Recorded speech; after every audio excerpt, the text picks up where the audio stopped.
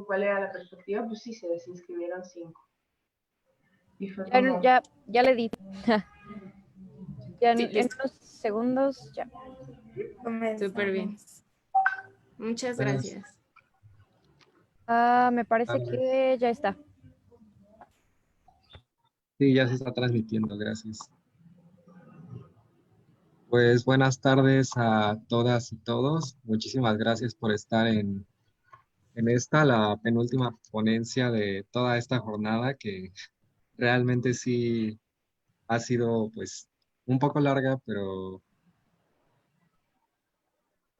muy fructífera en términos de que realmente pues ha habido grandes ponentes y esperamos que que les haya gustado el transcurso del viaje, ¿no? Bueno, hoy vamos a tener el honor de que la maestra Judith Saray Peña Jiménez nos presente cómo se puede ver la perspectiva decolonial en las artes y el diseño, un tema súper importante que poco a poco ha ido en auge, afortunadamente. Entonces, bueno, la maestra Judith Saray es licenciada en Sociología por la Facultad de Ciencias Políticas y Sociales de la UNAM. Es maestra en Historia del Arte con orientación en estudios curatoriales por la Facultad de Filosofía y Letras de la UNAM igualmente. Es parte del cuerpo docente de las licenciaturas de Artes Visuales y Comunicación Visual de la Facultad de Artes y Diseño, con materias de Historia del Arte, así como un seminario de Cultura Visual. Sus líneas de investigación se centran en la sociología de la música, función social de las artes y el diseño, la sociología de la cultura y la historia social del arte. Muchísimas gracias por estar hoy aquí y bueno, le damos la palabra a la maestra Judith. Muchas gracias, Iván. Y también quiero agradecer muy profundamente a toda la Alianza Universitaria para el Desarrollo Sostenible por esta invitación y por considerar justamente este tema como un tema relevante para llevar en este evento tan importante que son estas jornadas, el camino hacia el buen vivir. Y justamente, no sé si puedo ya compartir pantalla, ¿sí? Vale. Creo que no se puede. Ya, listo.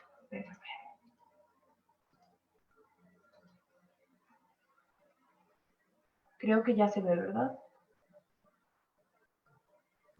Sí, ya se ve. Perfecto. Vale, muchas gracias. Bueno, pues básicamente esta presentación es, como les comentaba hace un momento, es una visión, trato de compartir un poco lo que hago día a día en todas las clases que doy, en las materias que imparto, y cómo en ellas, vinculo las temáticas que ya están en los programas de la clase con la perspectiva decolonial y un poco también como desde dónde, qué es la perspectiva decolonial para mí, etcétera, etcétera. Y bueno, pues voy a empezar, ¿vale? Primero, pues, digo, aquí hay un poco, más bien hay mucho texto, pero me pareció importante señalar el por qué hablar de enseñanza de las artes y el diseño en una jornada sobre buen vivir. Y pues, desde mi muy personal visión de la enseñanza, me parece que es un medio, la enseñanza es un medio de transformación de estructuras que a lo mejor están normalizadas y que hoy día nos hemos dado cuenta que a lo mejor ya no funcionan, que a lo mejor nunca han funcionado, pero antes eran las únicas que había. Y hoy en día tenemos muchas más alternativas.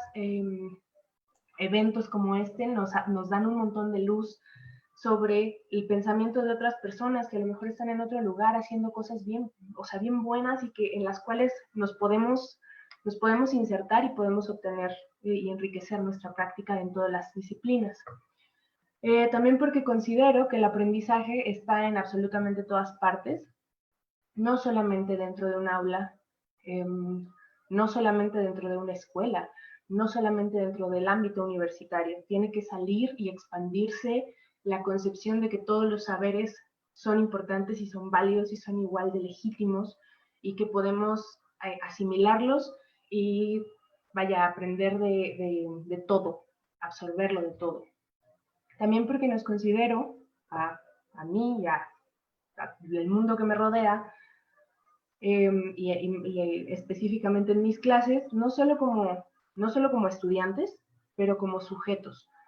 Sujetos desde una concepción, como la menciona Immanuel Iscano, que somos parte de un sistema social, somos parte de un medio y estamos todo el tiempo en interacción con otras personas. Por lo tanto, tenemos que tener conciencia de cómo nuestro accionar afecta a las demás personas. Igualmente, la enseñanza o todo lo que interiorizamos a través de nuestra experiencia en el aula, en este caso, se crea desde lo que yo soy. O sea, no puedo aprender desde algo que no tengo adentro. Y eso implica muchas cosas. Así que también está como la concepción de la enseñanza como una exploración al interior de cada persona, al interior de su subjetividad, y a ver qué se puede trabajar con ello. También porque creo que la educación, este punto se liga un poco con el segundo, la educación académica ha sido vista todo el tiempo o históricamente como un medio de progreso, pero no necesariamente es la única válida. Entonces, el que sea, por supuesto, un medio para acceder a diferentes visiones, no la hace, digamos, la narrativa única. Y eso también de la academia hacia la academia y afuera de la academia habría que empezar a trabajarlo. Pero bueno. Y el buen vivir, aquí lo pongo, o el bien vivir, implica aprendizaje de un montón de formas. Implica el reestructurar nuestra cabeza, el reestructurar el cómo nos relacionamos con la naturaleza, por supuesto, con los otros seres que nos acompañan en este camino. Implica un montón de aprendizajes que a lo mejor traemos ahí anquilosados de hace un montón de tiempo, pero que nos nublan la pluralidad de contextos que tenemos a los lados, ¿no? Muchas veces en las redes sociales, en los comentarios de videos, en los comentarios de tweets, en los comentarios de Instagram, uno ve una cantidad brutal de perspectivas que nos dan a entender cuánta complejidad hay en la realidad social y que no podemos sencillamente irnos por el camino único nunca. Entonces, bueno, igualmente porque los estudiantes específicamente de artes y de diseño, que son los estudiantes con los que yo trabajo, van a tener en el futuro pues aplicaciones de su disciplina en interacción con el contexto del mundo entero. Y estas disciplinas tienen profundo impacto social. En este contexto pandémico nos damos cuenta más que nunca que las humanidades están presentes todo el tiempo y que las humanidades son muchas veces las que han salvado a muchos de la completa locura en esta pandemia. Así que es por eso que tales disciplinas tienen una necesidad de posicionamiento también político. Hay una necesidad de reflexión desde dónde estoy hablando y de accionar con base en ese posicionamiento. Entonces, bueno, también ese es, digamos, que mi punto inicial a la hora de dar clase, el quién soy y desde dónde hablo, porque yo no puedo, no puedo proporcionar una visión tradicional de la enseñanza, porque a mí nunca me gustó. Generalmente los profesores con los que hablo me dicen como, pues es que me dedico a esto porque a mí no me gustaba cómo me daban las clases de tal cosa. Y yo quise, desde mi pasión o desde la cosa que me gustaba, venir como a hacer algo que hiciera aprender a los demás de una manera diferente. Y creo que yo también lo hago un poco así, porque tuve experiencias como todos las hemos tenido, con profesores que nos decían, esta es la verdad. ¿Por qué? Porque yo la digo. Y así es la cosa. Y uno no puede partir desde eso al momento de dar una clase, mucho menos si se pretende llegar al enfoque de colonial, por ejemplo. Yo tengo que hablar desde mi subjetividad y posicionarme desde esa subjetividad. Decir, pues soy una mujer cisgénero de 31 años, que es reside en la Ciudad de México, que nació en la Ciudad de México, que no tiene una experiencia, o sea, como establecer muy bien los límites para de ahí partir y poderme acercar a personas que realmente sí tengan otro tipo de experiencias y puedan compartirlas conmigo. Hace un rato les decía, yo no puedo hablar, por ejemplo, de la experiencia indígena. En mis clases de Mesoamérica no puedo venir a decirles, esta es la verdad absoluta sobre tales culturas. Pues no, porque yo no pertenezco a esas culturas. Sería sumamente soberbio, pues venir a decir, esta es la verdad porque la dicen los libros y esta es la verdad que les comparto a ustedes. No, es como es una alternativa, pero cuando realmente nos interesa un tema, pues hay que acercarnos a la gente que sí tiene esa experiencia y que sí nos puede hablar desde la experiencia vivida, no desde la contada ni desde la interpretada, desde la vivida, ¿no? Y pues bueno, justo Iván mencionaba algunas de las materias que doy. Esto es importante porque cada una de ellas en su temario contienen en sí mismas cosas, vaya que en las cuales ingresa, digamos, el enfoque de colonial. En la carrera de artes visuales doy las materias de Historia del Arte 1 e Historia del Arte 2, que corresponden, la primera a Introducción al estudio de la historia del arte, que es como una visión muy, muy general, pero ese curso es muy, muy bonito. De hecho, en este semestre estoy trabajando con ese curso precisamente. En él vemos función social del arte, por ejemplo, cómo se ha visto el arte a través del tiempo, cómo de repente corrientes que eran totalmente apestadas, por decirlo de alguna forma, de repente cambia el paradigma histórico y también cambia el paradigma de cómo verlas, cuál es la función de la crítica de arte, cuáles son los tipos de arte que se conocen, cómo se ha periodizado.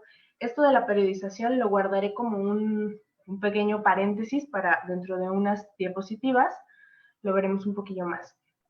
Pero bueno, en general, Historia del Arte 1 es una visión muy, muy general del estudio de la historia del arte.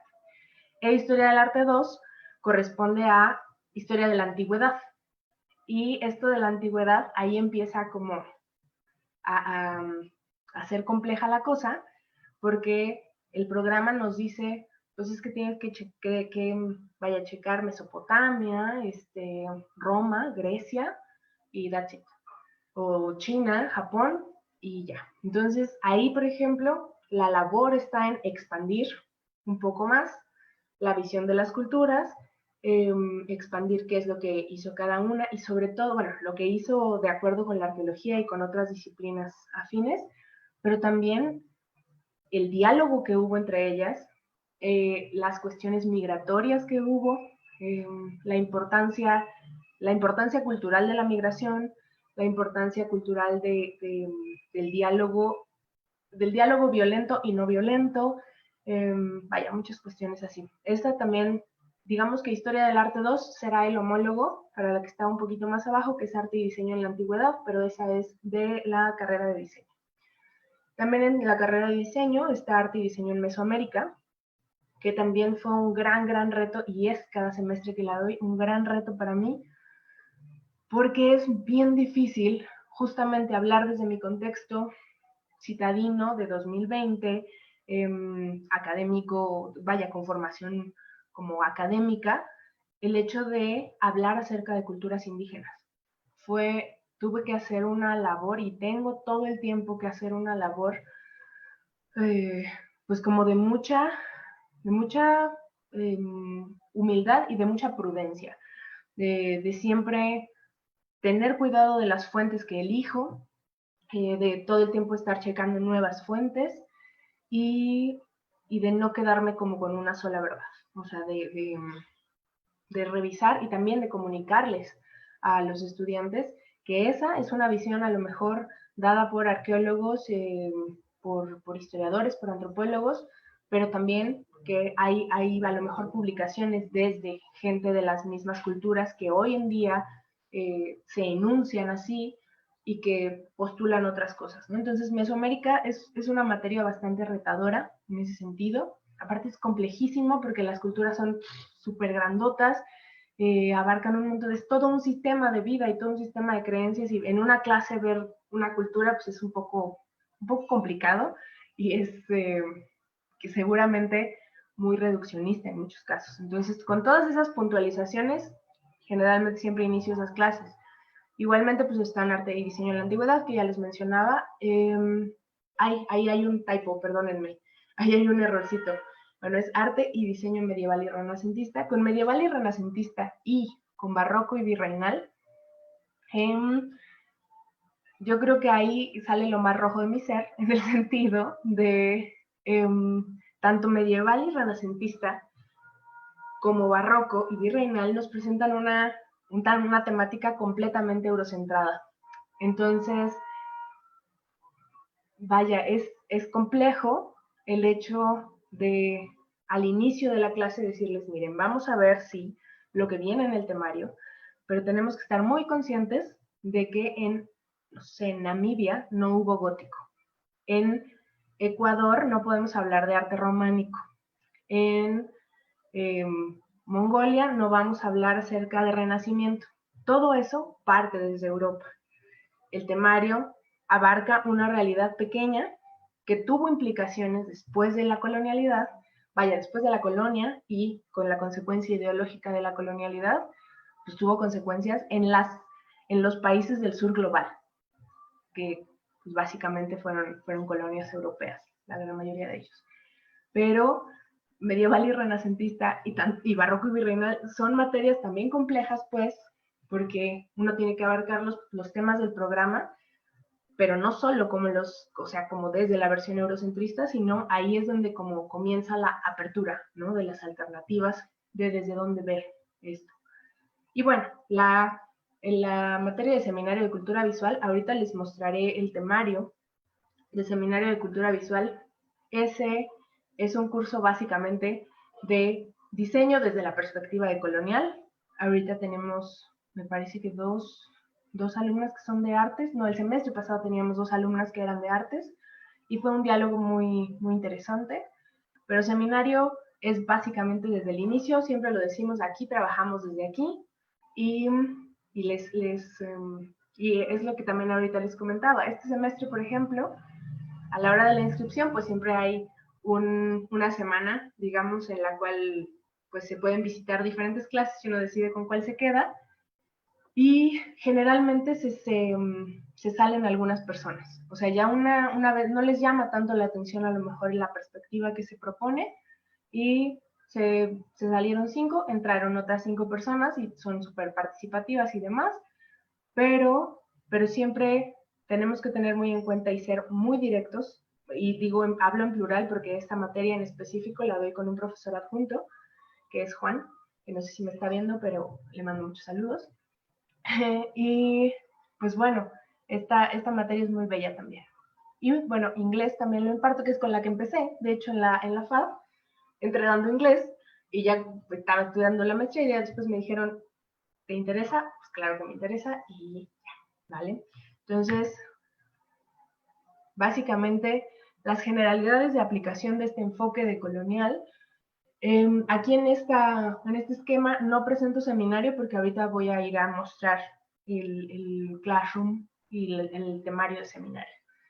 Pero para empezar con el enfoque decolonial, pues les explicamos, o les explico en las clases que llevo yo sola, que la decolonialidad se basa en una teoría de los 60s, que inició más o menos en los 60s, que han retomado diferentes activistas teóricos y muchas posturas que intentan legitimar, es también un poco difícil definirlo, pero pues que intentan legitimar los saberes no tradicionales o no hegemónicos, más bien los tradicionales, no los hegemónicos, y que intentan romper con el esquema ideológico colonial que dejó como legado el hecho histórico de la colonia, en específico en México, porque pues aquí vivimos, aquí, o sea, vaya, ahorita el 100% de mis estudiantes son mexicanos, y hablamos como que tenemos que partir de tres diferenciaciones. Primero, el hecho histórico, que fue la colonia, 1492, llega Cristóbal Colón, hace y pongo entre comillas, sin conejitos, pues el descubrimiento de América, que después se conoció así, e inicia, digamos, toda una campaña colonial con este hecho. En todo el sur global se desarrollan una serie de colonias y todas ellas tienen como consecuencia ideológica, en diferentes niveles y de diferentes formas, porque todos los países colonizadores fueron distintos. En las españolas fueron de una forma, en las inglesas fueron de otra, en las holandesas fueron de otra, etc. Pero vaya, y esto lo digo porque posiblemente me esté viendo gente que diga como, pues en mis clases eso yo no lo he visto, ¿verdad? Y no es algo que veamos. Hace el miércoles pasado en clase de Historia del Arte 1, justo les decía a mis estudiantes que era un poco complicado y decían, pero es que ¿por qué pasa así? ¿Por qué nos enseñan primaria y secundaria un montón de cosas que después vamos a desaprender en la prepa y en la universidad? O a lo mejor no desaprender, pero pues a ver con otros ojos. Bueno, es un proceso complejo, es una cuestión sistémica muy compleja. El por qué la independencia tiene que verse como nos la presentan en los libros de la SEP, o la revolución tiene que verse como nos la presentan en los libros de la SEP, y después tiene que entrar a verse desde una perspectiva mucho más amplia. También mis alumnos del miércoles me decían, no, pues es que mi relación con la historia cambió hasta la prepa, cuando conocí a un profe que me decía que no había buenos ni malos, y empecé a investigar de tal y tal personaje, y es un poco eso. Tenemos, y eso también lo hablaré al ratito, la figura del profesor siempre se ha visto como y eso también es una cuestión medieval, es una cuestión medieval y europea. El hecho de decir, insisto, no tiene que ver con, estarle tirando a Europa, no, pero de allí viene esa visión. En el medioevo, el catedrático pues era el que tenía la verdad absoluta, y era el que llegaba y enseñaba lo que sabía, y los demás tenían que escucharle. Y sus estudiantes tenían que escucharle y tenían que aplicarlo y no cuestionar. Pero hoy en día esa estructura ya no funciona. Hoy en día tendría que verse que los estudiantes saben un montón de cosas que yo no sé. Podemos retomar el chiste famosísimo de con doctorado, pero no sabe prender un proyector. Pues desde ahí, a lo mejor hay profesores que tienen un doctorado o dos, pero no saben prender el proyector. Y nosotros como profes tenemos que tener la humildad de decir, yo no sé un montón de cosas que mis alumnos sí saben, y partir de ahí. Entonces, pues bueno, vuelvo un poco a la presentación y ahorita continúo con esto. Mesoamérica. En Mesoamérica, cuando hable de Mesoamérica, ya les comentaba que se parte un poco de decir, bueno, a nosotros nos enseñan nada más como este cachito del país, bueno, este cacho que fue más o menos la mitad del país, como Mesoamérica, pero hubo otras culturas que también estuvieron en contacto con Mesoamérica, con los pueblos mesoamericanos, con los grandes y con los pequeños, que algunos eran tributarios de los grandes, y se empieza también por ahí, con la ampliación de culturas de abordaje. Si el temario menciona Mesoamérica, bueno, yo intento, aparte de Mesoamérica, incluso subir un poquito en el mapa, aunque eso también es una metáfora, pero abarcar un poco en el mapa y hablar de, por ejemplo, los birráricas o la nación Comcac, conocidos por nosotros como Seris, los rarámuris. Vaya, estas culturas no pertenecen a la región como Mesoamérica, pero son igualmente válidas y son igualmente importantes y tienen un montón de saberes muy, muy interesantes, y que como desde el diseño, por ejemplo, les llaman muchísimo la atención, como en aplicación de maquillaje, el simbolismo, la iconografía. Entonces, se trata en esa clase de expandir las culturas de abordaje, de comparar también temporalmente qué estaba pasando, porque muchas veces en la historia se nos dan fechas por allí, pero no se nos dice para qué, o no se nos dice qué estaba pasando en un lado del mundo y en otro, y por qué, no sé si hubo algún diálogo o no, y bueno, y esto lo puse al inicio, pero tenés que ir al final. También en Mesoamérica introduzco la noción de Abya Yala. Abya Yala, que vaya, es un término en la lengua cuna, que podríamos hablar mucho de Abya Yala, y que de hecho yo lo separo en la noción de la antigüedad y la noción contemporánea, que son nociones complementarias pero independientes también. Abya Yala podría decirse que es uno de los nombres originarios de este continente, mucho antes de que le llamasen América las personas que llegaron después. Y que simboliza, muchas traducciones le llaman la tierra de abundancia, la tierra donde corre la sangre libremente, pero desde la noción de Abya Yala, el hecho de decir este continente tenía un nombre antes de que le llamasen América, creo que ya es otra alternativa de ver el continente. Ya es decir, pues a lo mejor para los europeos fue América, pero para los pueblos de aquí ya se llamaba de otro modo e implicaba otro modo.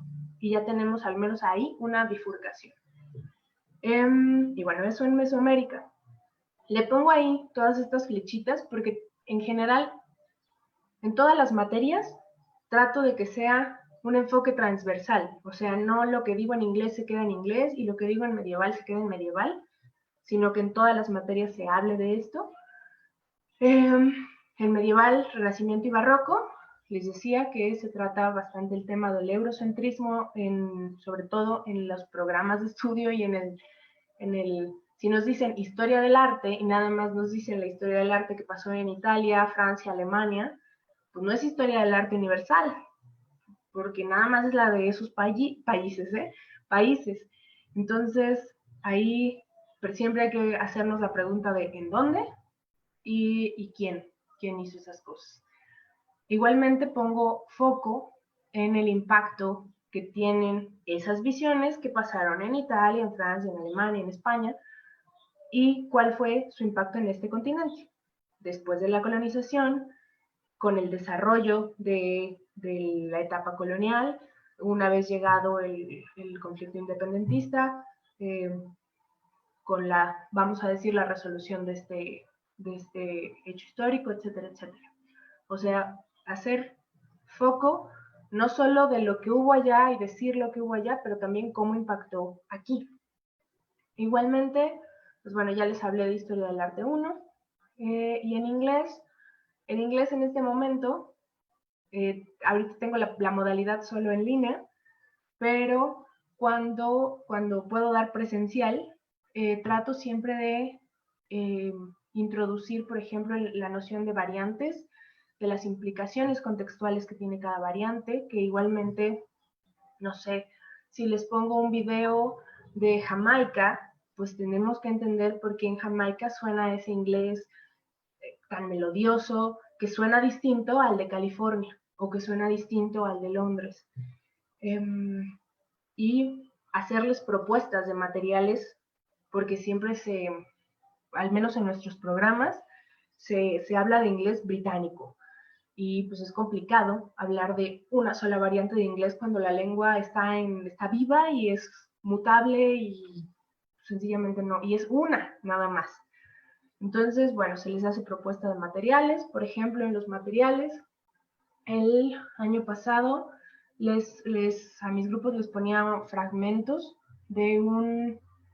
es un stand-up de un comediante sudafricano que se llama Trevor Noah y que habla un poco o bastante de las colonias y de la colonialidad desde su perspectiva sudafricana, como sudafricano hijo de un suizo y de una mujer que me parece que tiene la convergencia de 3 etnias, pero la principal es Zulu. Entonces, bueno, desde su experiencia y hablando en inglés, vemos perspectiva de colonial y pues se repasa la lengua, ¿no? Entonces, estas son algunas como de las perspectivas y de las visiones. Esa frase siempre se las digo a mis estudiantes y la tienen como bien grabada. Esto de todo está conectado porque es el objetivo, les digo, al menos de las clases que yo imparto, que los temas siempre estén interrelacionados, que no haya saberes aislados, porque desde la visión, pues sí, del buen vivir y desde la visión de la decolonialidad, pues todo es un ciclo y todos estamos en ese ciclo vital en el cual todos los saberes están interrelacionados. Por lo tanto, trato de interrelacionar todos los temas. Igualmente les decía, investigar desde diversas fuentes, no quedarme solamente con las fuentes académicas y también invitar a mis estudiantes a que si, por ejemplo, tienen la fuente directa, tienen no sé, tienen chance de hablar con alguien que tenga la experiencia directa de eso que les interesa, hablen con, ¿no? También algo muy importante que trato de mantener siempre es la lógica de horizontalidad. A mis alumnos de primer semestre, que son los de Historia del Arte 1, pues es normal que me hablen de usted. Y yo lo sé porque a mí también me cuesta trabajo todavía. El hablar con alguien que considero de mayor jerarquía y no hablarle de usted, porque eso también es una consecuencia de la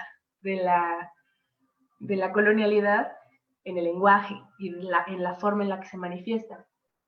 Pero trato de siempre decirles que no por chavorruques, sino por no me hables de usted, porque no es como que yo sea superior a ti.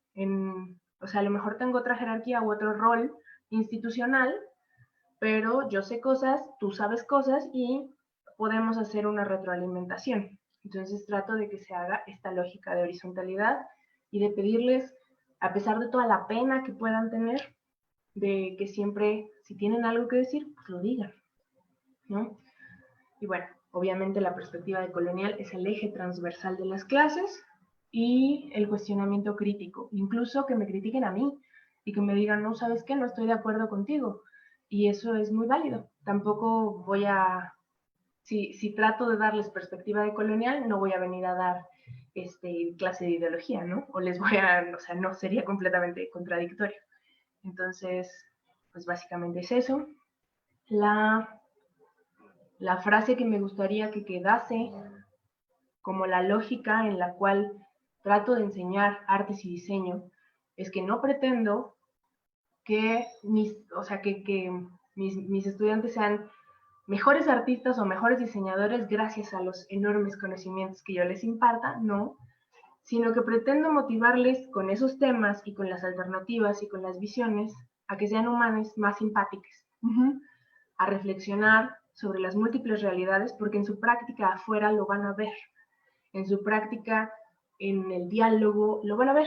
Y sería como pues muy soberbio también de mi parte como docente el decir como, es que van a salir con estos conocimientos y van a hacer una cosa brutal. No, con que, ahora sí que con que sean conscientes de que tienen que considerar varias realidades, por ejemplo, en la práctica de las artes o en la práctica del diseño, pues ya con eso creo que ya gané yo, ya ganaron ellos y ya ganó su entorno, ¿no? Y aquí voy con esto que les decía acerca del rol del profesor. La decolonialidad del saber implica otorgarles validez a todos los saberes y esta lógica de horizontalidad. Y aquí hemos tenido varios ejemplos recientemente de profesores con unas actitudes pues, bastante nefastas y bastante fuertes contra sus estudiantes. Obviamente se ha popularizado por el contexto virtual en el que ahora estamos y que es, vamos a decir, sencillo hacer una grabación. Y generalmente estos profesores se han disculpado y demás. Pero creo que estas experiencias, estas visibilidades de experiencias como estas con los profesores solamente nos dejan ver que esta conducta es algo que les parece a muchas personas de ciertas generaciones algo normal, y de varias generaciones, creo yo. Conductas como la violencia contra los estudiantes, violencia en términos de creerse superior a ellos, es algo que históricamente se ha visto normalizado. Y yo creo que uno no necesita de ser un desgraciado con los estudiantes para que lo respeten, ni tampoco necesita, porque es una cuestión muy ególatra, el hecho de decir yo sé cosas maravillosas que tú vienes a absorber de mí, es una cuestión bastante ególatra. Insisto, los estudiantes saben, en mi caso, pues yo soy socióloga, o sea, yo como socióloga no tengo la más remota idea de InDesign, no tengo la más, de hecho siempre que hago mis dibujos me da una vergüenza absoluta porque pues ellos son como re buenos para eso, ¿no? Y ellos tienen saberes de un chorro de cosas, y yo no. Y lo que pretendo es que justamente si voy a enseñar decolonialidad, pues ejercer la decolonialidad del saber en mi práctica y dejar que los estudiantes me enseñen cosas. No tienen idea de la cantidad de fuentes, grupos musicales, experiencias de cosas que me han dejado mis alumnos, pero simplemente tengo que ser abierta a eso. Y creo que también los estudiantes valoran un montón el que se vea que su voz es completamente válida, y el que si bien son estudiantes y a lo mejor por los años que yo les llevo, pues a lo mejor ya viví más cosas, ¿no? Pero eso no implica que tenga que estar encima mi conocimiento por el de ellos. Entonces, en el ejercicio de la docencia es donde yo pretendo ejercer la decolonialidad del saber, y creo que sería una invitación a cualquier docente que me esté viendo. No como que desdibujar los límites del ego y no creer que por no saber una cosa, muchos profesores dicen como, no, es que eso lo tocaremos en otra clase, en vez de decir, no, pues la verdad no lo sé, déjame lo investigo y vemos, ¿va? Como empezar a normalizar el no saber cosas, el no saberlo todo, el no tener la verdad absoluta y demás. La metodología de las clases básicamente son una, digamos, exposición guiada, pues, para ir como esta, o sea, ir llevando algunos temas, pero siempre en formato diálogo. A los estudiantes les digo, si quieren hablar, nomás me hacen en el micrófono, ahorita por supuesto porque estamos en cuestión virtual, pero o me ponen un, quiero participar, y ya, yo me callo y, órale, ¿qué pasó? Y ya, dicen cualquier cosa y dialogamos, para que no sea también una cosa como de cátedra, porque no me gusta dar cátedra, aunque ahorita parece que dando cátedra, pero bueno, las contradicciones de... Pero bueno, busco que tengan participación activa. Esto me cuesta mucho. En este contexto pandémico, complicado, porque, no sé, me ha pasado a mí, cuando estoy, por ejemplo, en un seminario y yo soy participante, que preguntan algo y yo, ¿tienen algo que decir? No. Y lo haces en el chat. Estás escuchando, estás poniendo atención, pero pues no hay, o sea, a lo mejor uno se siente raro para interactuar. Pero es diferente la presencia a la virtualidad. Ahí les pongo lo de las diferencias, porque en una clase, en un salón, no tiene idea cómo lo extraño, pero puedo estar ahí caminando, puedo hacerles preguntas un poco más directas, podemos ver videos y comentarlos.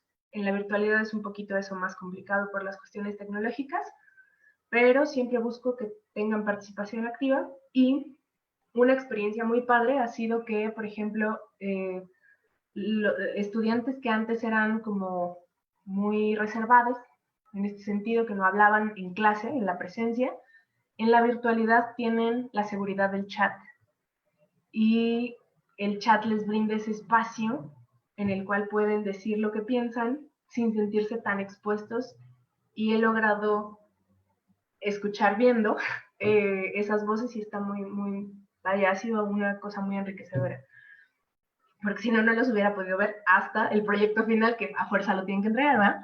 Pero bueno, justo este proyecto es un proyecto de técnica libre, basado también en un tema de libre elección, pero contenidos en los programas. Prácticamente en todas mis clases es lo mismo, a excepción de inglés, que tiene sus particularidades, pero desde el diseño, desde las artes, y ahorita veremos una nubecilla de palabras que contiene varios de los proyectos que han hecho, o sea, los tipos de soporte que han hecho. Pero este proyecto se trabaja desde varias preguntas: el cuánto me tardé en hacerlo, qué materiales utilicé, por qué lo elegí, cuándo se me ocurrió, cuál fue mi vinculación afectiva, si hubo un tema que en específico me saltó a la vista, pues ahí ponerlo. Y este proyecto se expone frente al grupo. Esto es bien complejo porque sobre todo en la Facultad de Artes, y no me dejarán mentir aquí Andrea que está presente, y todos quienes me están viendo que son de la Facultad de Artes y Diseño, a veces hay un poquito una dinámica de destrozamiento del compañero, de si hay una exposición, se siente pues eso, valga la redundancia, expuesto, vulnerable, y muchas veces son reacios a poner su proyecto ahí, a decir como esto es lo que yo hice, porque les da miedo que las demás personas les digan como, esa porquería qué. Pero siempre trato de fomentar el que digan que sí les gustó. A lo mejor a mí como profe me toca el decirles, bueno, creo que técnicamente aquí un área de oportunidad es esta y la otra, perdón, o podrías haber aplicado esta o esta, o considera tal o tal. O sea, como profe es mi labor decirles, a lo mejor esto no estuvo tan bien, pero también está padre que de sus compañeros, de sus pares suena muy raro, bueno, de sus compañeros estudiantes, digan, pues esto me gustó un buen, ¿cómo se te ocurrió? ¿Cómo le hiciste aquí? Y que también se compartan a lo mejor formas de hacer cosas. Y creo que ha sido todas las exposiciones que he tenido en los últimos 2 semestres han sido bien bonitas. Vaya, como que se han compartido mucho ese saber y demás. No sé, yo no sé si llevo mucho tiempo, ¿no? Bueno, creo que estoy en tiempo. Y algo que me da mucho, pues sí, es un poco de orgullo personal. Orgullo no por mí, sino por la materia, porque sé perfectamente que si la da otra persona desde el mismo punto de vista, posiblemente tendría el mismo efecto, pues. Pero es bien bonito ver que un grupo entero o que estudiantes en individual de un curso vayan al otro, y a lo mejor los tengo no un semestre, los tengo 4 o 5, y es bien padre. Entonces, porque implica que algo les está resonando en la cabeza y que quieren seguir aprendiendo de ese mismo modo, y está padre, pues, porque también le pueden dar continuidad a su proceso personal como desde ese lado, ¿no? Este cuadro ya está todo feo porque no se parece al de la presentación. Bueno, este cuadro es uno de los ejemplos, pues, de un ejemplo rápido de cómo se desarrolla un tema en clase, por ejemplo. Esto es de introducción a la historia del arte, desde dónde se van a tomar, como desde qué disciplinas, el por qué importa cada una. Aquí en la parte azul, pues eso, como el cuestionamiento a la metodología de la historia tradicional. Y pongo de ejemplo la periodización temporal del arte, que tiene como base un pensamiento de todo lo que pasó en el continente europeo únicamente. Y bueno, ahí en las anotaciones pongo como algunas cositas que voy a subir al Classroom posteriormente. Y aquí les mostraré un ejemplo de Classroom. Este es como ejemplo pues totalmente operativo que está desde este semestre. La presentación de clase que viene con algunos materiales, de tutoriales y demás, el marco de trabajo y esto. Y los temas que les digo están completamente insertos en la perspectiva decolonial. Hablar del iceberg cultural, una categorización más o menos de los años 70, que nos dice que pues la cultura es un gran iceberg del cual nada más se ve un cachito, como la vestimenta, la lengua, o el uso tradicional de la lengua oficial, la comida, la bebida, sea, México, tequila, tacos, sombrero de charro. Pero abajo hay un montón de problemáticas que están metidas en el mar, pues, y que son más complejas de visibilizar. Ese tema es el tema 1, el tema con el que empezamos. Después se habla del lenguaje.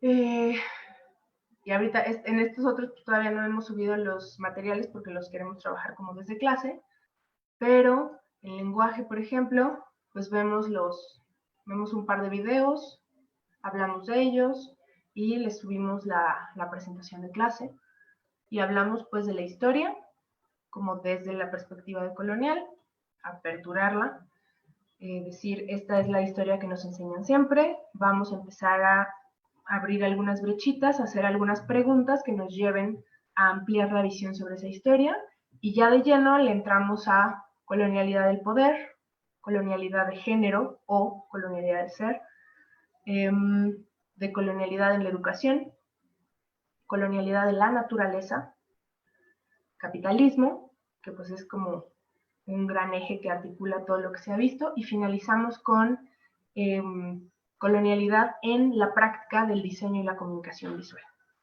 ¿Sí? Y bueno.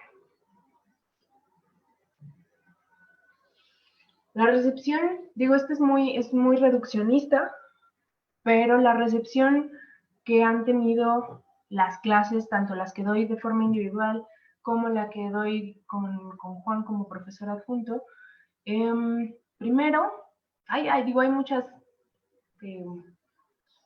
muchas experiencias, pero en general traté como de englobar, por ejemplo, en la sorpresa ante la forma en que aprendieron sobre como la historia del mundo. Dicen, claro, si nada más en el libro de Gombrich de historia del arte, no más bien en la historia de pura Europa. O sea, ahí no me dice como la historia del arte en los muchos países que hay en África, o el arte de los muchos países que hay en Asia, o del arte en Oceanía, y tampoco en América, ¿no?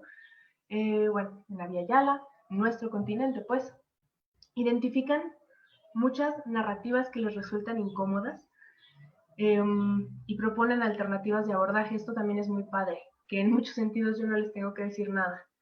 Generalmente, una vez que identifican una problemática que no les resulta cómoda, buscan el cómo hacerla mucho más vivible por ellos. Igualmente desarrollan discursos críticos y es muy padre verlos. El otro día, cuando estábamos justo en la reunión de tesis con Andrea, yo decía como, es increíble porque yo conocí en este sentido a Andrea cuando estaba en tercer, cuarto semestre, creo, y después de la carrera, es un nivel cañoncísimo de profundización en muchas cosas, y pues, sí te da como orgullito bien bonito, porque dices como, yo presencié ese hermoso crecimiento, y está muy cool, pues. Entonces es bien padre ver cómo se desarrolla todo el proceso de un discurso crítico sobre hechos, sobre personajes históricos y sobre su propia práctica como artistas y como diseñadores. Y también, bueno, proponen proyectos con temáticas interrelacionadas, como lo pueden ser proyectos de tesis, como lo pueden ser proyectos de aplicación, en algunos casos, de diseño de algo en específico, de una intervención artística de algo en específico, etc. Estas, de hecho, son algunas de los soportes en los cuales he recibido proyectos, y quizás la libertad, el hecho de darles una técnica libre ha sido complejo para los estudiantes, pues, para como el decir qué hago, porque tengo un montón de cosas por hacer, pero a la vez para mí ha sido muy enriquecedor darme cuenta de la enorme creatividad que manejan, ver que hacen escenografías, esculturas, juegos de mesa, obviamente animaciones, videos, páginas web, no completamente operativas porque es un proyecto final para una materia y no los voy a torturar de esa forma, nada más con que me muestren ahí el esqueleto, ya con eso basta.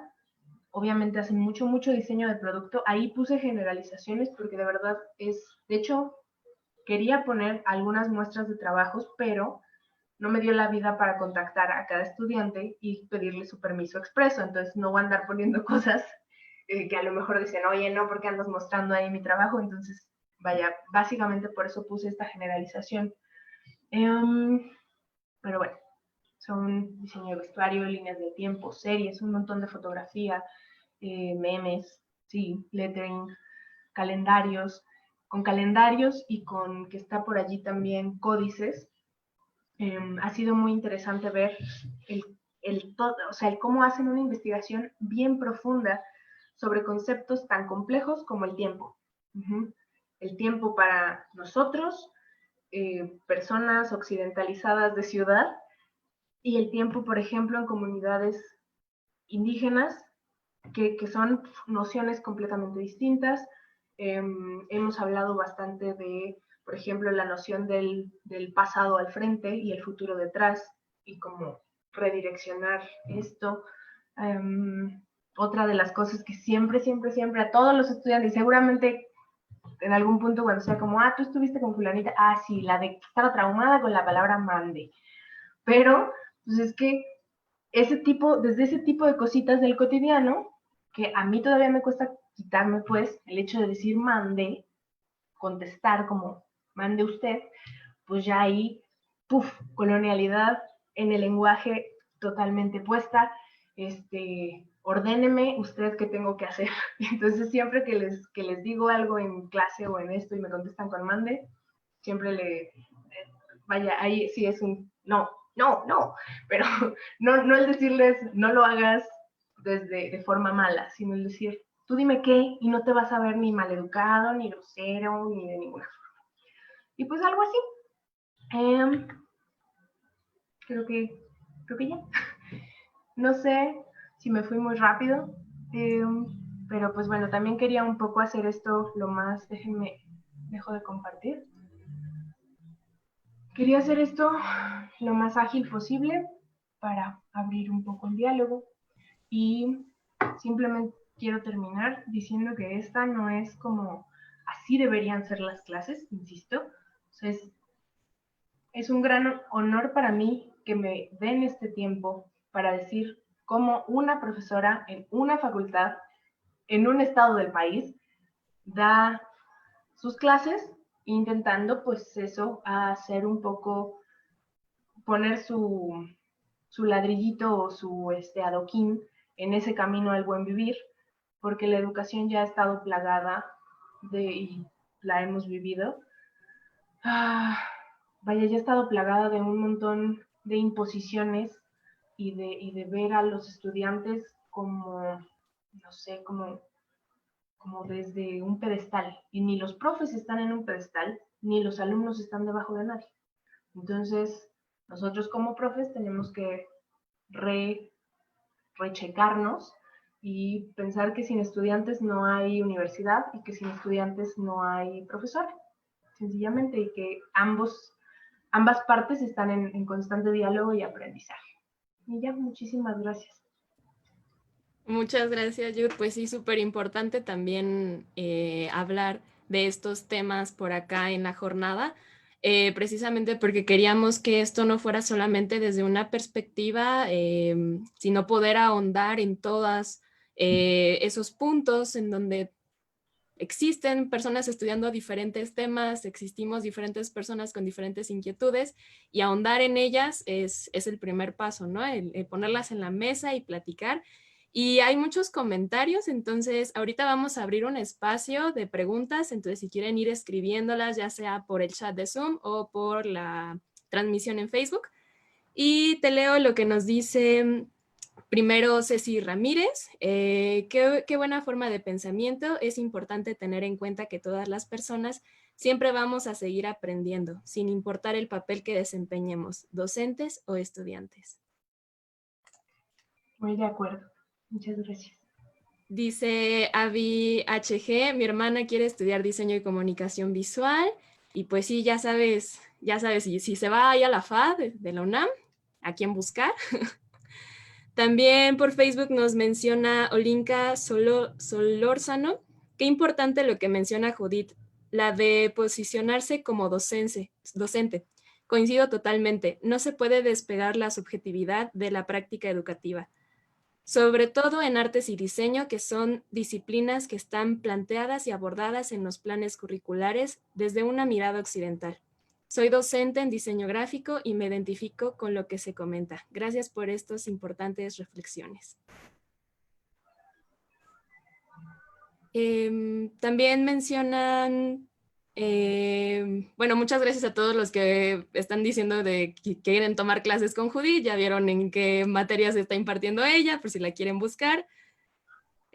Martí KDNA pregunta, ¿cambiarías el orden de la enseñanza de historia de la primaria al bachillerato si pudieras?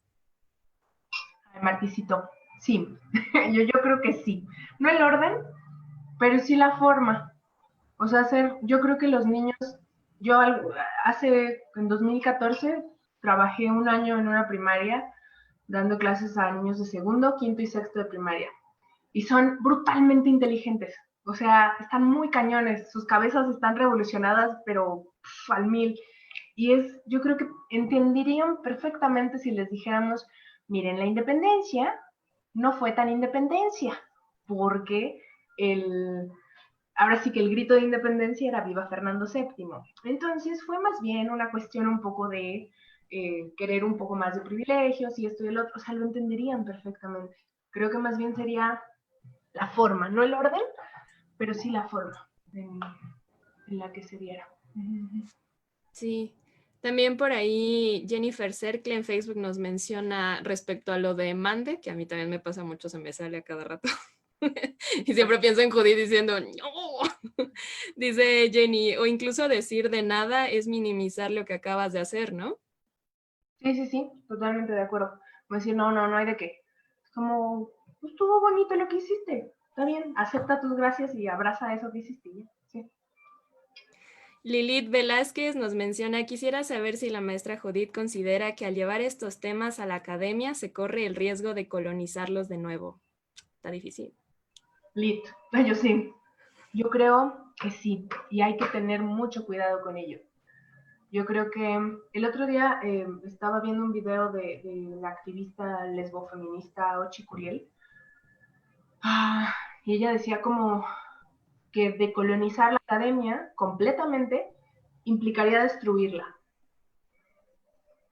Y a lo mejor, pues sí, hay que quemarla desde cero, pero esto también nos llevaría a nuestra práctica, sí, también llevaría nuestra práctica allí y tendríamos que reconstruirla desde cero. Pero estoy muy de acuerdo con que sí hay, por eso les digo que es una cosa riesgosa. O sea, cuando yo doy clases de Mesoamérica, pues claro que es como, miren, esta no es mi visión, ¿ok? Hay como diferentes fuentes que consulté, pero yo no soy ni Seri, ni Maya, y no les puedo decir de primera mano que estas cosas sean así. Entonces, yo creo que sí hay un riesgo y hay que tener bastante cuidado y así, sí. Y muchas Sí. gracias, Alita. También por aquí Quique Hernández nos comenta, yo quería estudiar artes y diseño como otra opción al momento de meter mi pase, ya que andaba indeciso en ese entonces. No me arrepiento de mi carrera que metí, RRII, pero sin duda esta conferencia me motivó demasiado para muchas cosas. Muchas gracias, Quique. Platícanos de qué te hizo reflexionar. Y también Iván dice, tal vez es una pregunta muy específica, pero ¿cómo se veía el arte desde Mesoamérica?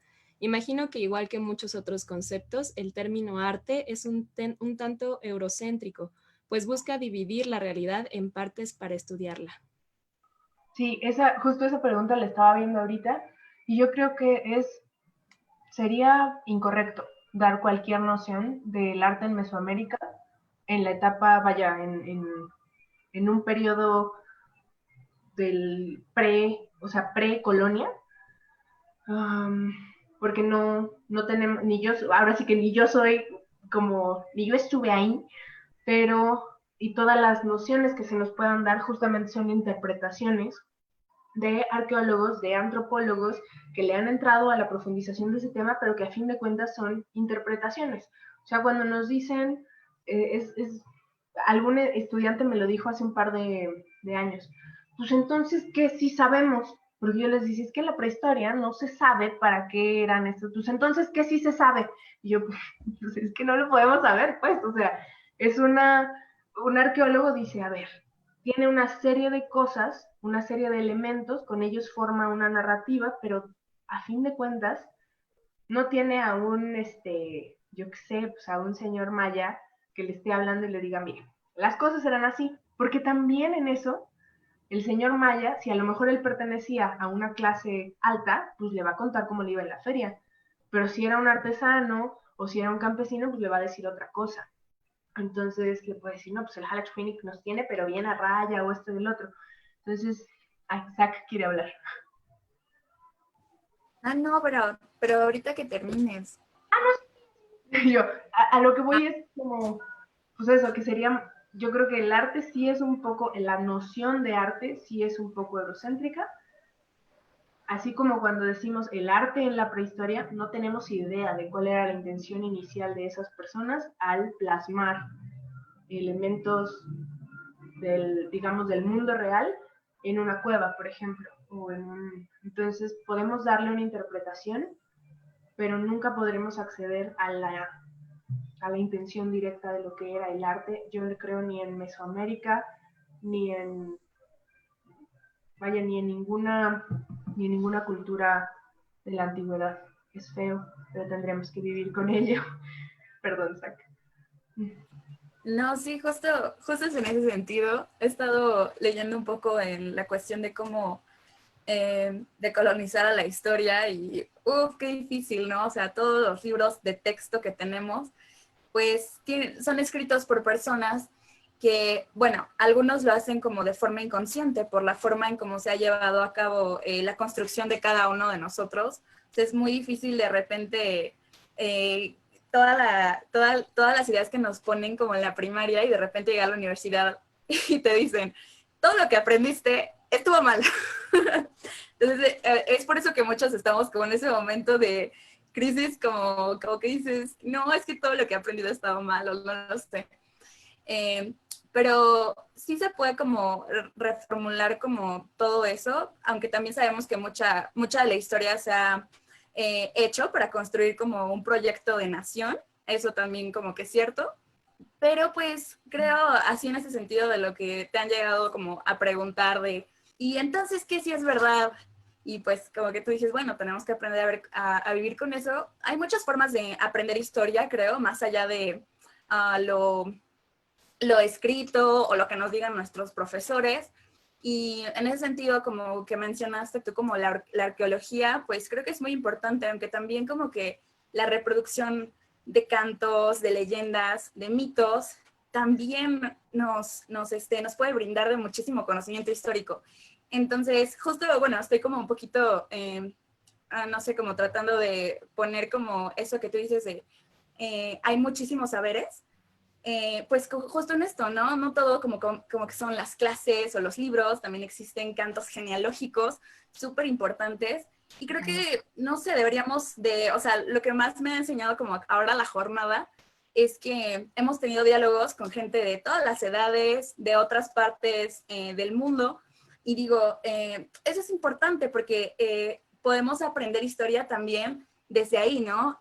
Saber como de estos términos summa causai o summa camaña, ¿no? También es bastante interesante si te pones a googlear así como qué significa cada palabra, cómo se pronuncian. No sé, te cuenta como toda una historia ahí y va más allá de lo que es la clase o leer el libro que es de la SEP. Entonces, sí, súper valioso lo que dices de todos los saberes, cómo se pueden construir. Muchas gracias. No, no hay de qué, al contrario. Muchas gracias por la participación, Zach. También, perdón, por Facebook, Roberto S. Mendoza dice, maestra Judith, yo quisiera saber cómo iniciar a decolonizar mi práctica docente. Robert Deere, yo creo que ahí, por ejemplo, Roberto es profesor de lengua, es docente de inglés, también habla japonés, también habla francés, es una fregonería el señor, tiene diplomados y cosas muchas. Pues justo como yo creo que desde Él, por ejemplo, le ha entrado un buen a nociones de distancia, de, de prácticas, de recursos digitales para la educación a distancia. Yo creo que podría empezarse de hecho, yo creo que él ya ha decolonizado mucho su práctica docente desde el simple hecho de escuchar qué es lo que tus estudiantes tienen que decir, es otorgarles la misma importancia en el salón de clases virtual o presencial que se puede tener como desde el rol docente, y ya estás entablando un diálogo. Eso ya es una cuestión así, parece pequeña, pero ya es una cuestión disruptiva a la hora de plantear clase. Hace ratito veía ahí un comentario que decía que la academia está construida desde el colonialismo. Yo diría que mucho de ella sí. Muchísimo de la academia, por supuesto que es sumamente colonial. Y hay prácticas, la historia ha sido muy colonial, la antropología ha tenido perspectivas muy coloniales, por supuesto.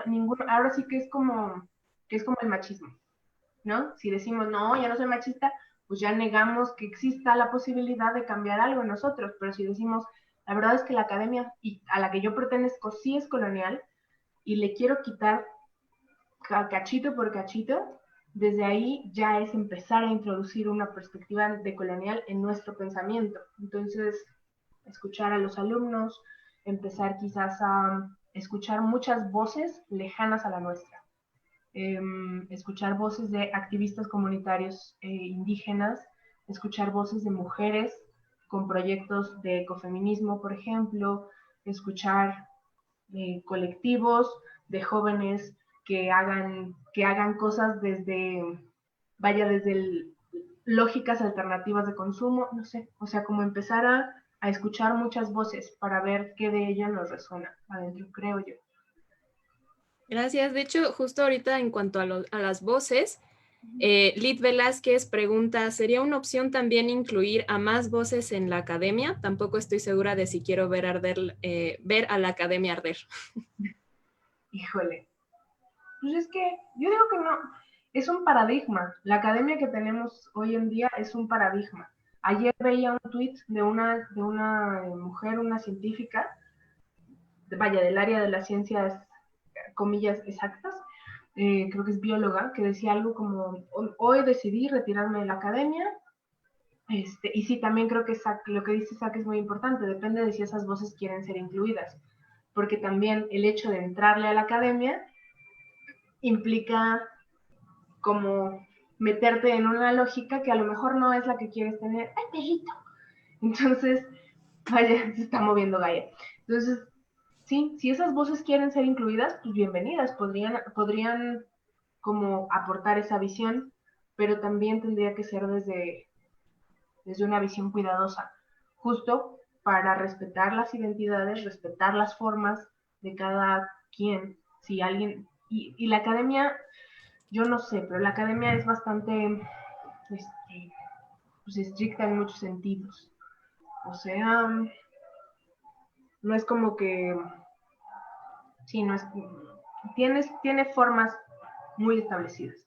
Entonces no estoy segura de si la academia permitiría el ingreso de esas voces y de si las voces, como decía muy bien Sagnite, querrían ser incluidas allí. Sí, completamente. También en otro comentario nos menciona Norma R. García de Facebook. Muchas felicidades por la plática, fue muy inspiradora. Mi pregunta es, ¿cómo se puede hacer el cambio de la descolonización al anticolonialismo desde la docencia y cómo podemos protegernos a nosotros mismos o cómo te cuidas en esos procesos? Wow, es una pregunta muy compleja. Oh, es que yo creo que son procesos, que están ligados, pero que tienen que vivirse como paso a paso. Primero, yo no sé si diría anticolonialismo, o sea, entiendo como desde dónde va. Anticolonialismo como no volver a esa práctica colonizadora que ya me hizo quererme decolonizar, ¿no? Yo creo que estar en una revisión constante y escuchar un montón, sobre todo si estamos hablando desde la docencia, escuchar un montón a nuestros alumnos y ser muy, es que no quiero utilizar la palabra humilde, pero ser abierto de si les vas a preguntar algo y quieres que te respondan con honestidad, tienes que aceptar las respuestas que te van a dar. Entonces, por ejemplo, conozco muchos profesores que al finalizar el semestre les dicen, aquí tienes una serie de papelitos, grupo, porfa dime qué hice bien para tu gusto, qué hice mal y qué podría mejorar. Y el simple hecho de hacer eso, pues creo que ya es muy cool porque estás diciendo, seguro tengo algo que no a todo el mundo le gusta. Y con esos, o sea, con esas visiones se puede estar uno revisando y cuidando constantemente de no volver a caer en una cuestión colonizadora del saber. Creo que solamente mediante la revisión constante y no dejar, o sea, de hacerlo. Sí, muchas gracias. Yo creo que también eso nos lleva mucho a pensar qué sí podemos hacer, ¿no? Porque de repente mucho en todas las pláticas hablábamos de si está muy difícil, si implica un reto grande, gigantesco, hacer pues una diferencia, pero desde donde podemos sí hay cosas que hacer, ¿no? Y ahí me gustaría agregar una pregunta a título personal. ¿Por qué consideras que es importante esta visión de colonial en la práctica de las artes y del diseño? Yo creo que porque he visto y escuchado que hay mucha inconformidad por parte de los estudiantes, no quiero decirlo así en términos de, ay, hay mucho sufrimiento, pero pues sí hay mucho estrés, hay mucha, hay mucha colitis, hay mucho, te lo juro, o sea, hay mucha ansiedad, hay un montón de ansiedad.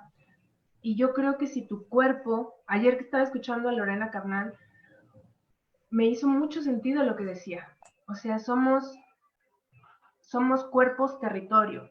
Y si nuestro territorio nos está diciendo que hay algo mal, que vamos a una clase y no nos sentimos cómodos, si vamos a una clase y nos está, no sé, nos da como algo en la pancita, pues hazle caso a tu panza. Algo no está bien allí y algo te está causando incomodidad. Y yo veo y escucho que hay mucha incomodidad. Que hay incomodidad en que digan, ay, pues es que ese profe nos dijo que pues no íbamos a servir nunca para nada, que nuestro equipo había sido una porquería.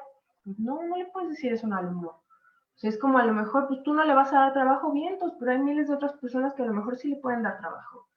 O no sé, creo que me parece que es importante porque porque somos sujetos sociales, porque somos humanos y estamos también necesitamos eso, el buen vivir. Y buen vivir implica no sentirte todo el rato ansioso y queriéndote dormir para evadir la realidad o no querer decir, "Ay, no quiero entrar a esa clase porque me voy a poner muy ansioso y muy estresado". No, es más bien disfrutar de las cosas que se supone que te apasionan. Y como yo veo inconformidad, creo que hay algo que no está tan padre allí. Claro. Y también mucho porque cuando dentro de nuestro gremio como diseñadores, perdón, hay tanta esta normalización también que te vienen enseñando desde la academia, tan solo en cuestiones, por ejemplo, de multimedia, hipermedia, que ya es como normal te van a tratar mal, así es en set, así tiene que ser.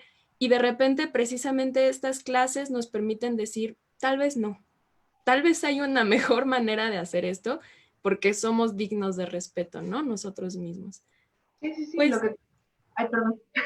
no, Perdón. sí. Digo, en ese sentido, lo que decíamos alguna vez, está súper normalizado que en medicina, en ingeniería, a cada rato se ven comentarios en diferentes posts que dicen como, ay, estos niños, generación de cristal, no aguantan nada. O sea, no tienes por qué aguantar que alguien te diga que eres un tarado, o no tienes por qué aguantar que alguien te humille sistemáticamente para agarrar carácter. No son las maneras. Agarrar carácter no es quedarte ciscado de por vida y después reproducir esas dinámicas todo el rato, o no es, o sea, yo lo vi porque mi mamá trabajó mucho tiempo con médicos y es química, pero trabajó mucho tiempo con médicos, y era como, el R3 maltrataba brutalmente al R2, el R2 al R1, todos eran como, o sea, en esa lógica de todos tenemos que jodernos al otro porque así me hicieron a mí, no creo que, o sea, no creo que el mundo cambie mucho si todo el rato vamos diciendo tengo que fregarme al de al lado, porque pues no. Por eso tienes a lo mejor médicos déspotas, porque ya vivieron una serie de años de fregadera sistemática, o a lo mejor tienes eso, ingenieros como súper súper soberbios, porque se la pasaron humillándolos en la facultad y diciéndoles, mira, eres muy bueno, pero no te voy a poner 10, porque si no te vas a sentir mucho. Pues entonces, ¿para qué caramba lo hice bien, no? Entonces, sí, ahí creo que desde todas las lógicas, no solo desde las artes y el diseño, pero sí habría que decirle a la gente, ok, durante muchos años fue así, pero no tiene por qué seguir así, porque si no, todos vamos a estar todo el rato traumados con la disciplina, ¿no? Pero ya, perdóname. Claro, claro. Y también, Jude, desde esta experiencia que tú has tenido viendo cómo se forman diseñadores y cómo salen a un campo laboral, ¿identificas conductas coloniales que tengamos desde ya ser profesionales en el diseño? ¿Desde los diseñadores aportamos a la colonialidad? Sí, no. Yo creo que sí, porque también el mercado se los demanda, en muchos sentidos. El hecho de decir, si solamente sales y la única, vaya, la opción no tan mal pagada es trabajar para una empresa, por ejemplo, que se dedique a la mercadotecnia, por ejemplo, pues hay muchas, pero que sea como que únicamente se concentra en el consumo, pero en el consumo como en alguna ocasión me puse a platicar justo con una egresada que me decía como de este comercial muy famoso de tenis donde aparecen unas mujeres saliendo de sus coches, este, saliendo de sus coches y corriendo a través de la calle con el tráfico, no sé si lo ubican. En ese, ella me decía como, no, pues es que ese comercial, por ejemplo, pues fue un comercial súper empoderante y súper esto. Y yo decía, si lo tomas como un pastel, ahora sí que el empoderamiento es el merengue. Pero más abajo te están diciendo, solo las mujeres que traen estos tenis, mira nomás, el ponerse esos tenis ya le empoderó. Consume y serás libre. Y eso está muy cañón, porque entonces no hay maneras más, o sea, no hay diferentes alternativas de ser libre, aparte de consumir unos tenis. It's like, o sea, es ¿cómo decirlo? Perdón que se me salgan las pocheses, pero está, es complicado. O sea, creo que sí veo de repente que se insertan en lógicas así, pero pues porque también se los pide y se los demanda el mercado laboral, en el cual muchas veces es al que, pues, vaya, la renta no se paga con capital simbólico, la renta se paga con dinero y uno necesita pues pagar la renta o pagar los servicios o pagarle las croquetas a tu perrito si es que todavía, o sea, si es que es como tu único gasto, bueno, pues las tienes que pagar. Y a veces eso implica reproducir lógicas lógicas coloniales, pero es también es una cuestión sistémica, ¿no? Sí. Y esto desde ya la profesionalización del diseño y desde las artes, Jude, ¿lo has visto? Sí, un poco. Por ejemplo, muchas veces lo he visto, sí, pero, por ejemplo, lamentablemente yo no doy cursos en séptimo y octavo. Generalmente los únicos cursos que puedo dar ya en esa etapa de los estudiantes o etapa ya de casi de titulación es inglés. Pero muchos de ellos, vaya, los artistas, o al menos lo que me han dicho, es o te acoplas a una lógica de precariedad laboral. Hay varios caminos, pero una es o te acoplas a la lógica de precariedad laboral o, o aprendes otra cosa. Ubico a alguien que se dedicó a hacer un consultorio, me parece podológico, se dedica a eso como modo, digamos, de obtención prioritaria de recursos y ejerce el arte como, ahora sí que desde otro lado, pero de ahí no vive. Otra chica también me parece que estudiaba para ser, vaya, asistente de vuelo, ¿cómo se llama? Es que azafata suena muy feo, pero porque no sé si es como hermosa o algo así. Me parece, según yo, sí, bueno, vaya asistente de vuelo, ¿no? Y ella decía como, pues es que de artista, no creo. Entonces, o dicen, hago esto porque me gusta, pero entiendo que no voy a vivir de ello, o le van buscando formas de sí vivir de ello, pero obviamente cuesta trabajo. Conozco muchas personas que han trabajado un montón en voluntariados, un montón, para hacerse de un lugar, porque eso también es una lógica academicista que pasa mucho, por ejemplo, para los artistas en los museos. Tienes que entrarle, obviamente los presupuestos para los museos son reducidos y también es un mundo un poco de muchas relaciones. Eh, entonces, vaya, si no le buscas siendo voluntario en un montón de cosas y no demuestras que tu capital humano vale para estar allí, a lo mejor no te van a contratar de primera mano. Entonces, sí, creo que también lo veo desde las artes, desde otro lado, porque quizás el mercado laboral les demanda un poquito menos desde el arte, pero les demanda diferente, tienen una diversificación distinta. Aquí sí hay Claro. estudiantes de diseño que nos puedan decir su experiencia, estaría padre, ¿no? Yo nada más hablo de lo que me han contado, pero también no lo sé. Y se están sumando, de hecho, Avi HG nos dice, sobre el mundo laboral en esa carrera, lo he hablado con mi hermana y le he dicho que más le vale no trabajar con empresas así. Y también Fernanda nos menciona, sí, eso que dice sobre el consumismo como acaparador de movimientos sociales ha sido la respuesta del capitalismo para hacerle frente a estos mismos, ya que, por ejemplo, y como lo vimos hace rato, el ecofeminismo cuestiona al mismo capitalismo y su forma de producción y extracción. Sí, de acuerdo. Sí, completamente de acuerdo. Y también mucho en diseño nos damos cuenta, yo desde mi vivencia como alumna de diseño y ya trabajo de esto, vivo de esto, mucho también nos damos cuenta de cómo lo tenemos ya tan arraigado de pasar a destruir al que está al lado y ya es normal que hagamos esto, pero realmente cuando nos damos cuenta de todo el daño que generamos, no solo para el gremio, sino para las personas, que son seres humanos que merecen respeto, te tandalea y dices, híjole, tal vez debería como buscar otras alternativas y por eso es tan importante que desde nuestra educación empecemos a plantearnos estas ideas. Pues bueno, Yud, estamos ya por cerrar. Yo tengo un aviso publicitario que compartirles. Como parte de esta inclusión universitaria, ¿me avisan cuando ya vean mi pantalla? Ya, va. Invitamos a Foca Diseñadora, que es también alumna y profesionista de diseño de la Facultad de Artes y Diseño.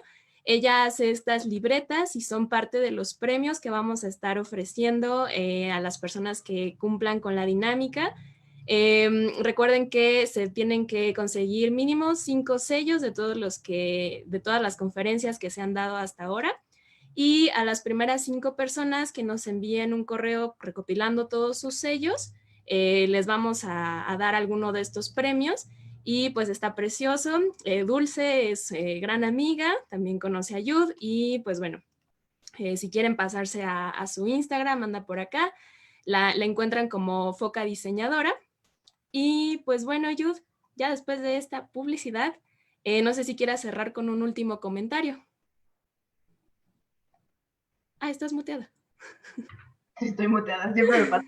No, más que comentario, pues un reiterado agradecimiento a todos ustedes por invitarme y por considerar este tema relevante y por su participación. Y pues nada, muchísimas gracias por darme este espacio y también por las jornadas, que creo que es un evento súper chido y espero que continúe de forma virtual, de forma presencial. De forma virtual fue algo muy padre, creo que la experiencia tanto de los sellos, todo el concepto de este viaje me gustó muchísimo y muchas gracias. Les agradezco un montón su esfuerzo y toda esta chambototota que hicieron. Muchísimas gracias a ti, Yud, por acompañarnos en este viaje. Y justamente para finalizarlo, vamos a hacer esta presentación de el sello que nos vas a dar en la Isla Violeta con el webinar de Perspectiva decolonial en las artes y el diseño.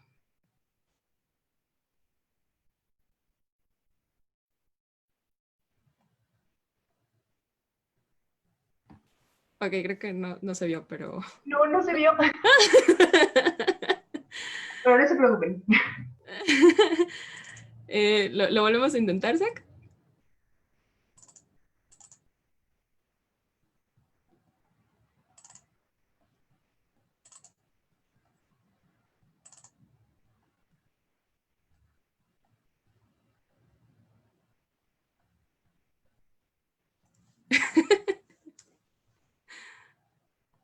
Súper bien. Pues bueno, ya saben que pueden volver a verlo por ahí en nuestro Facebook. Síganos, estamos en Facebook como Alianza Universitaria por el Desarrollo Sostenible. También en Instagram nos puedes encontrar y también en YouTube vamos a estar subiendo todas estas pláticas, por ahí ya hay algunas. Y pues bueno, muchísimas gracias a todos por acompañarnos el día de hoy. Por ahí ya les dejaron el formulario para que lo respondan. Recuerden que solo contestando ese formulario van a poder obtener el sello y participar dentro de la dinámica de premios. Y síganos, por favor. Vamos a tener otra conferencia más tarde. Esperamos verlos ahí, ya es la última. Y pues muchísimas gracias a todos por acompañarnos. Que estén muy bien. Bonita tarde. Hasta luego. Nos vemos ahorita a las 4. No se la pierdan. Hasta luego, muchas gracias. Gracias, bye bye. Gracias.